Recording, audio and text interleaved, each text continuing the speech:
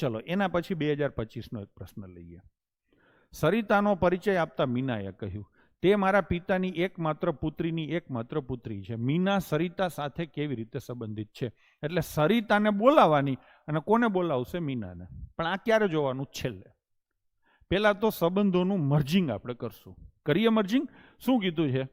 પિતાની એકમાત્ર પુત્રી, આ મારા ને ઈ કાંઈ નહીં જોવાનું. પિતાની એકમાત્ર પુત્રીની એકમાત્ર પુત્રી.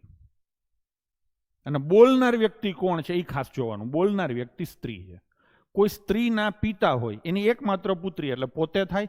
પિતાની એકમાત્ર પુત્રી એટલે શું થાય? પોતે થાય. અને એની એકમાત્ર પુત્રી એટલે પોતાની એ પુત્રી એટલે જવાબમાં ખાલી શું વધે? પુત્રી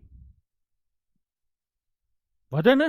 હજી કોઈને ન સમજાણું હોય તો ફરીથી લઈએ. પિતાની એકમાત્ર પુત્રી એટલે શું થાય? પોતે. બરાબર છે? પોતેની પુત્રી, પોતાની પુત્રી એટલે એને પુત્રી જ કહેવાય. તો આટલું જ હવે રહેશે. તે મારી પુત્રી છે. બસ આ સંબંધોનું મર્જિંગ થઈ ગયું. આવું લખવાની જરૂર નથી, સમજવા માટે લખો છો. તે એટલે કોણ? તો કે તે એટલે જેનો પરિચય આપો છો એટલે સરિતા. મારી એટલે કોણ? બોલનારની મીના. સરિતા મીનાની પુત્રી છે.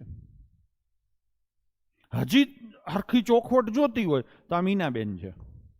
અને અહીંયા કોણ હશે? સરિતા. નીચેની પેઢીમાં હોય ને આ માતા છે, ના એની દીકરી છે. હવે બોલશે કોણ? તો કે આપણે પહેલે જ કીધું હતું કે સરિતા સાથે લખ્યું છે ને એટલે સરિતાને બોલાવવાનું. સરિતા મીનાને બોલાવશે. આ સરિતા મીનાને બોલાવશે. કયા સંબંધથી બોલાવશે? ઉપલી પેઢી છે એટલે શું કહીને બોલાવશે? એ મમ્મી કહેશે કે નહીં? તો જવાબ શું આવશે? માતા. આનો જવાબ આવશે માતા.